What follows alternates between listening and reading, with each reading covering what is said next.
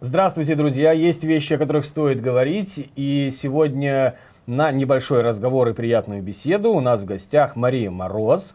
Мария Мороз, она руководитель фонда «Страна для жизни». А тема фондов, скажем так, до конца не раскрыта. Вот сегодня мы попытаемся разобраться, как же работают фонды и конкретно чем занимается фонд «Страна для жизни». Здравствуй, Маша. Здравствуй. Давайте мы, наверное, обозначим. Мы будем на «ты», для тех, кто нам потом может сказать, а почему вы тыкаете? Мы часто общаемся в коридорах. Давай так будет проще.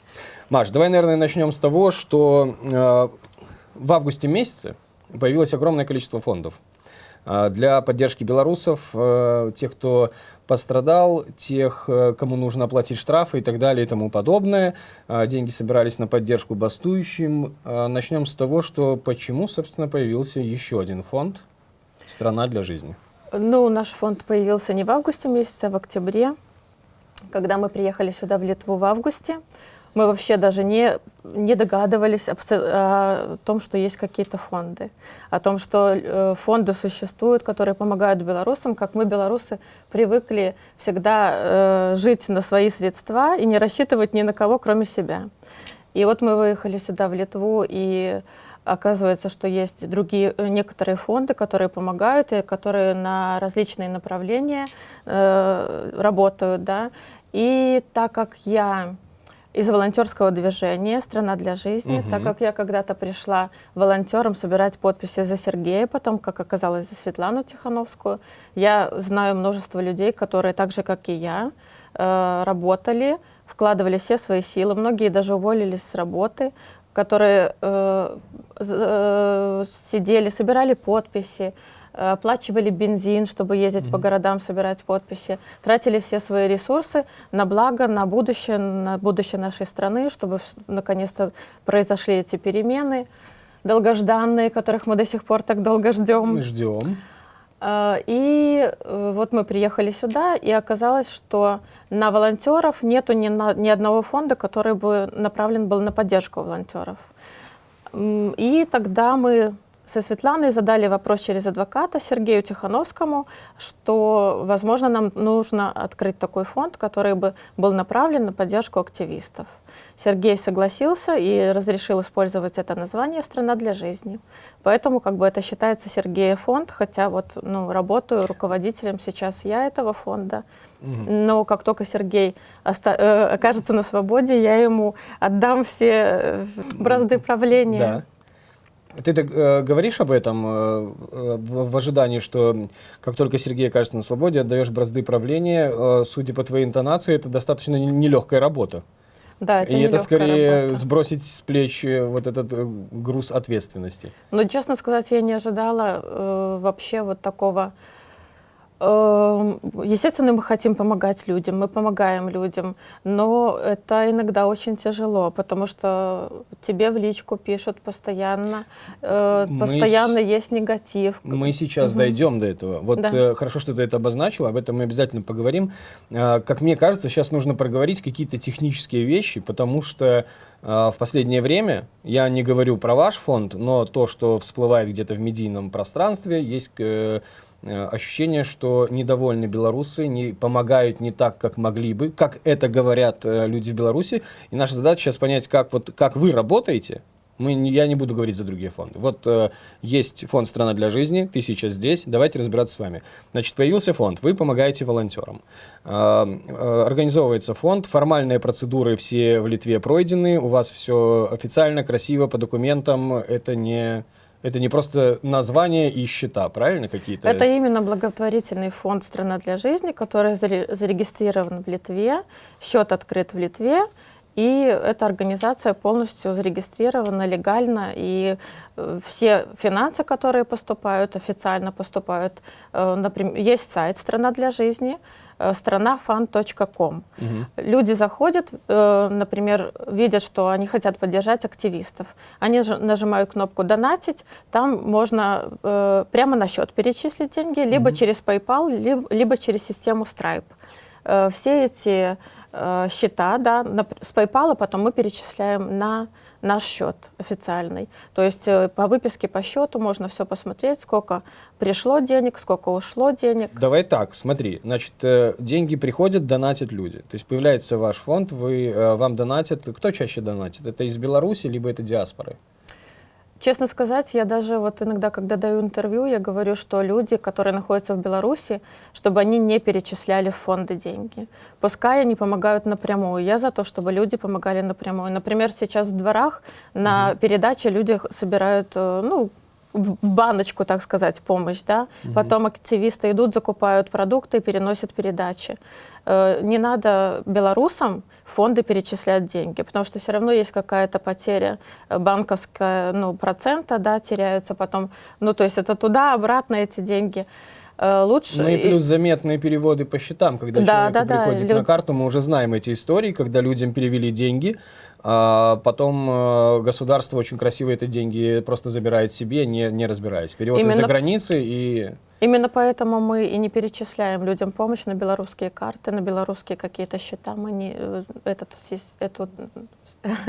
Ну, я понял, о чем разговор. Давай так, ты говоришь о том, что вы не перечисляете людям деньги на счета и на белорусские карты. Отличный вопрос, как тогда можно проверить, понять, что люди получают деньги от вашего фонда? Давай сначала разберемся с тем, вы помогаете волонтерам.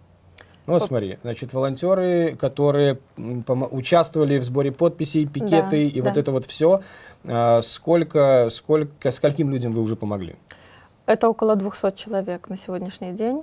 И у нас случился дефицит средств. То есть у нас уже есть 63 заявки, но у нас нет средств на счету. Очень вот январь хорошо. был очень тяжелый месяц. В декабре еще были донаты, в ноябре были донаты. Мы справлялись с поступающими заявками, обрабатывали и помогали. А вот в январе уже ситуация стала совсем другая. Вот у нас на сегодняшний день 63 заявки висит на помощь, верифицированные. То есть вот человек, активист, например, он работал в штабе Светланы Тихановской, или в штабе Виктора Бабарика, или в штабе Валерия Цепкала. Стоп, вот сейчас важно, останавливаемся. Ваш фонд «Страна для жизни», вы помогаете не только волонтерам, которые были задействованы в компании Светланы Тихановской и Сергея Тихановского, но и тем, кто был задействован в компании других штабов и кандидатов. Объединенный штаб состоял из 3 штабов. Хорошо, да, все. Эта история понятна, то есть все. Еще мы взяли на себя помогать активистам, волонтерам, которые вот на Крестина после задержания 8, 9, 10 помогали, они там, и иногда эти люди, волонтеры-активисты, пересекались с теми, которые были в штабах, но иногда и нет. Вот мы их тоже взяли на помощь. И вот заявку получаем, значит, у нас есть верификаторы. То есть в каждом штабе. От каждого штаба. Давай будем подбирать. Не стесняйся не туда ставить ударение. Давай сейчас важно понять техническую составляющую. От каждого штаба у нас есть несколько верификаторов. Например, от штаба Светланы Тихановской есть там 7 человек, которые знают актив, в том числе и я тоже знаю актив. И вот несколько есть таких активных волонтеров, которые там, например, в Гродно, в Гомеле знают своих активистов. Значит, мы эту заявку отправляем, фамилия, имя, подтверждаем, что это действительно наш волонтер-активист. Таким образом проходит система верификации. Также мы просим, когда заявку оформляют, чтобы они сделали фото, селфи с паспортом. Потому что это точно этот человек. Да, чтобы не было, ну, так сказать, сейчас же... Есть мошенники, давай назовем так, да. Поэтому вот мы верифицируем и ставим в очередь эту заявку.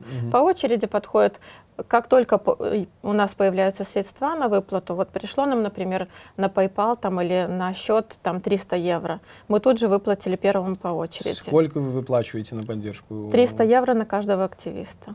300 евро на каждого активиста. А дальше самый интересный вопрос. Как же вы их выплачиваете, Мария, если есть практика опустошать счета белорусов у государства белорусского? Вы же не можете перевести на счет?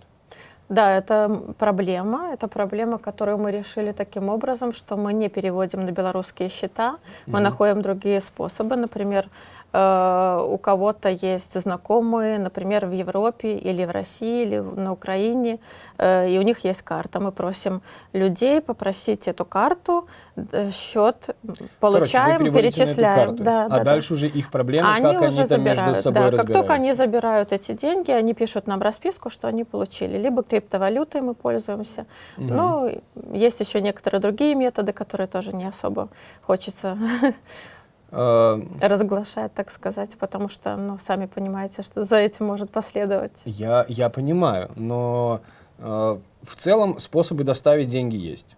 Есть способы, да, мы их используем, все нормально, пока что.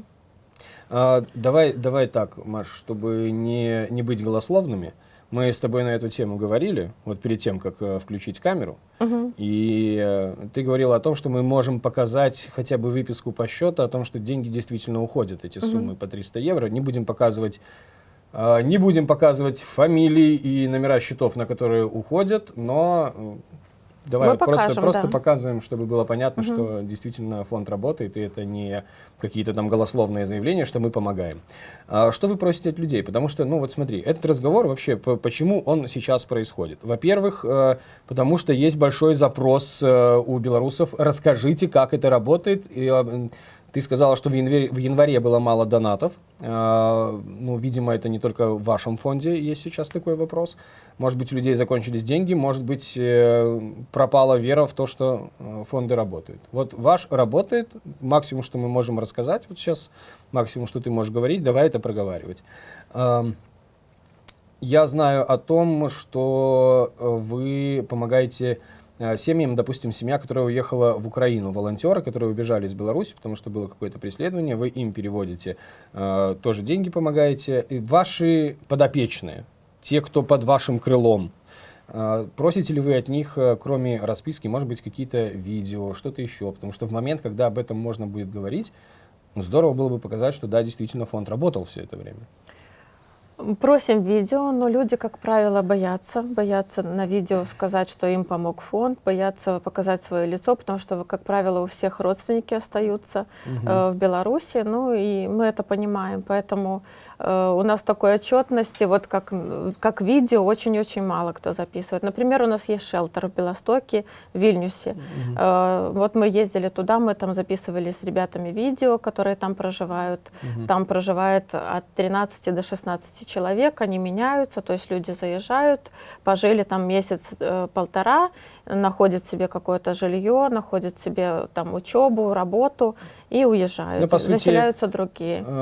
Давай будем говорить сейчас на русском языке, объяснять, потому что шелтер звучит как космический аппарат какой-то. Да, ну, это по дом сути, для беженцев. Мы хотели открывать еще на Украине и в Москве такие шелтеры, но в связи с тем, что визовый режим, ну то есть выехать сейчас не так, в общем-то поток людей, которые выезжали, он немножко приостановился за счет ограничения выезда. Можно вылететь только из Беларуси сейчас, выехать могут студенты.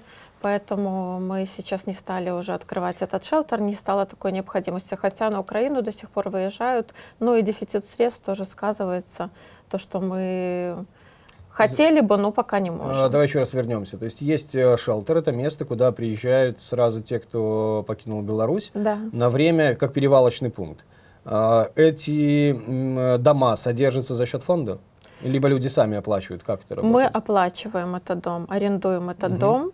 Там диаспоры, вот, например, в Белостоке, диаспора Белостока поддерживает этот дом, то есть, ну, они туда заказывают тоже, ну, моющие средства, но это просто поддержка не через фонд, а напрямую поддерживает диаспора. Очень здорово.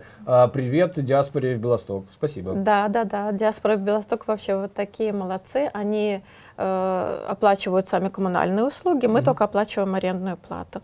Ну, и они, естественно, смотрят за порядком, смотрят, чтобы вовремя То есть, ну, обслуживался этот дом, то есть там за чистотой, за всем остальным. Общаются с людьми, там, когда надо психологическая помощь, они подключают специалистов. Если кому-то нужно обучаться польскому языку, тоже находят специалистов и так далее. Давай вот еще раз вернемся, чтобы максимально держаться в теме вашего фонда и понимать, как он работает. Значит, фонд живет за счет тех донатов, которые к вам приходят. Вы эти деньги, значит, высылаете материальную помощь. Да. Сложными путями, но это происходит, по 300 евро каждому волонтеру. Это единовременная выплата, либо человек может несколько раз обращаться? Пока это только единовременная выплата. Это если касается волонтеров, то это единовременная выплата. Если касается семей политзаключенных, которых мы взяли 47 семей себе под опеку, но 33 семьи получила материальную помощь на сегодняшний день, и будет эта помощь оказываться ежемесячно. Почему 33 семьи из 47, да? Потому что некоторые семьи просто отказались, ну, из-за того, что ну, они говорят, помогите, пока у нас, тем, кому пока у нас все хорошо с финансами, помогите другим. Если эти семьи скажут нам, что нам нужна тоже помощь, с этого дня, как они только скажут, мы будем оказывать. Так, Мария, ты же говоришь о том, что есть проблемы с донатами, сейчас не хватает денег, стоят заявки в очереди. Ну, как-то опрометчиво говорить, что как только надо будет, мы поможем. То есть, по сути... Вы знаете, потому что приоритет — это семьи политзаключенных все-таки на сегодняшний день. Это понятно, но даже для приоритета. Вот сейчас, смотрите, сколько сейчас в очереди семей стоит помощь? У нас семьи не стоят. Волонтеров да. 63 человека. 63 человека. Ну вот по факту на сегодняшний день есть ли в фонде деньги, чтобы помочь этим 63 людям? Смотрите, у нас в приоритете стоят семьи. Так. Семьи должны ежемесячно получать эту материальную помощь. Волонтеры получают помощь, как только у нас получается финансовая возможность. К этому и вопрос. Вот если люди стоят в очереди, значит недостаточно средств в фонде. Да. Ваш фонд существует, кроме того, что вы выживаете за счет донатов, которые отправляете семьям. Давай откровенно. А как живут вообще сотрудники фонда? У вас же есть официальные сотрудники, если он зарегистрирован. В Литве есть все документы, значит, есть официально устроенные на работу. Есть те, кто просто волонтерит. Есть элементарные административные расходы. Кроме донатов, вы же еще получаете откуда-то помощь? Мы обратились в европейскую организацию, которая не поддерживает. Мы во многие европейские организации обращались, чтобы нам получить поддержку для фонда, для людей. Оказалось, что многие европейские организации не поддерживают гуманитарные направления. То есть материальную помощь — это гуманитарное направление. Эти фонды, эти организации не поддерживают такие направления. Они поддерживают деятельность какую-то деятельность обучающую, например, или медийную какую-то повестку, или печать независимых СМИ поддерживают. Поэтому мы нашли поддержку только на два направления. Это самоуправление в регионах Беларуси и печать. На сегодняшний день мы получили финансы на эти два направления и на содержание офиса. Значит, мы работаем октябрь, ноябрь, декабрь. И уже январь отработали. Да. Вот все 3 месяца, октябрь, ноябрь и декабрь, мы работали все на волонтерских началах, точно так же и я, и все сотрудники фонда. Кстати сказать, сотрудники фонда — это тоже люди из штабов, которые вынуждены были уехать, которым грозила опасность, уголовное преследование и так далее.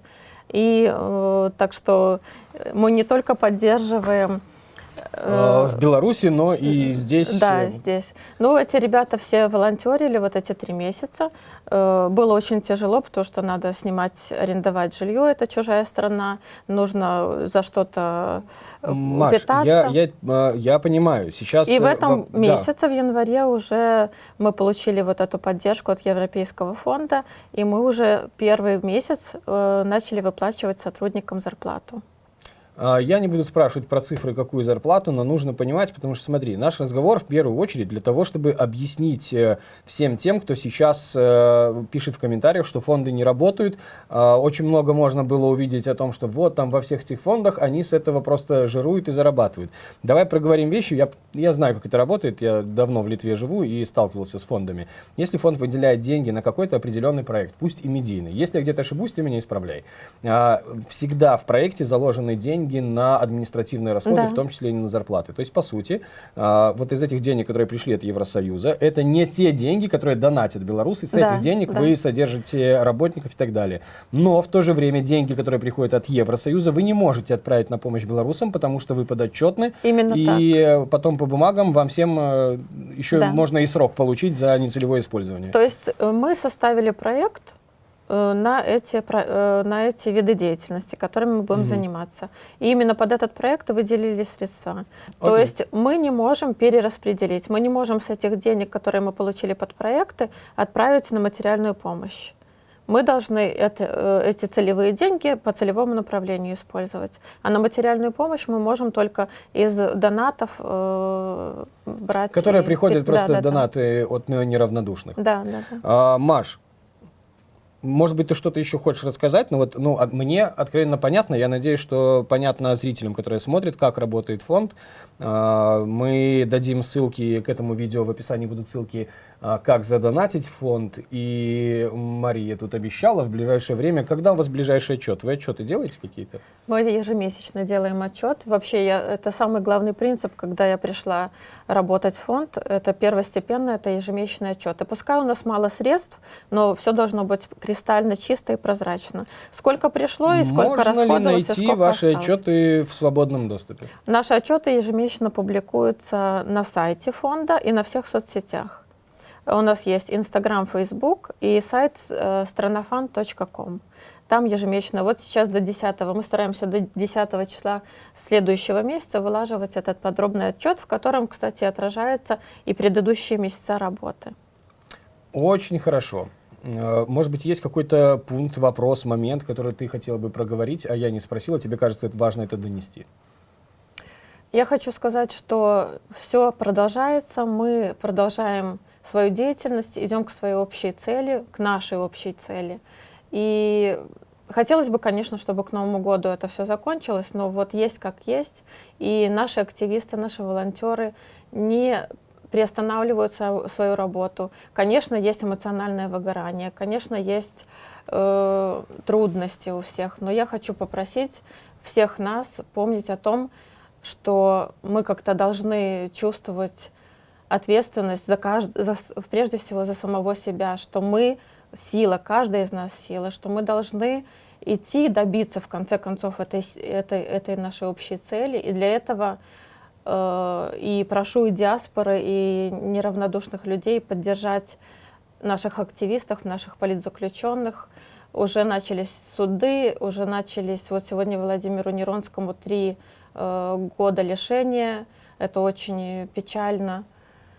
И просто невозможно. Я не знаю, вот сейчас начнутся вот эти суды, будут такие вот сроки оглашаться, и мы должны как-то друг друга поддерживать вот эти семьи этих людей, не оставлять их в беде. И я вот обращаюсь к всем, кто хочет поддержать, помогайте, поддерживайте. И поддерживайте друг друга также и словом, морально, эмоционально. Мы должны выстоять и победить, должны вернуться все, кто уехали. Мы очень хотим вернуться в свою страну и обустраивать там жизнь, и экономику поднимать, и развивать свою страну, и делать будущее для своих детей, создавать, чтобы у них были перспективы, чтобы у нас были перспективы. Я вижу, как это волнительно все тебе говорить, потому что невозможно не переживать это эмоционально. Мы очень часто улыбаемся и новости, когда рассказываем, но это все дается очень нелегко, и о выгорании эмоциональном здесь нельзя не согласиться. Друзья, если вы смотрите это видео, и вы действительно можете не в ущерб себе хоть как-то помочь тем, кто действительно очень нуждается в помощи в Беларуси, ссылки под этим видео на фонд «Страны для жизни», инструкция, пришлешь мне потом инструкцию, инструкция о том, как задонатить, она есть на сайте. В общем, мы все напишем в описании. Заходите, читайте и по возможности помогайте, поддерживайте белорусов, которые в этом очень нуждаются. Маша, спасибо большое за разговор. Спасибо. Достаточно откровенный, особенно за выписки из документов. Хорошо, что вы так это показываете. У нас в гостях была Мария Мороз, руководитель фонда «Страна для жизни». И об этом стоило поговорить.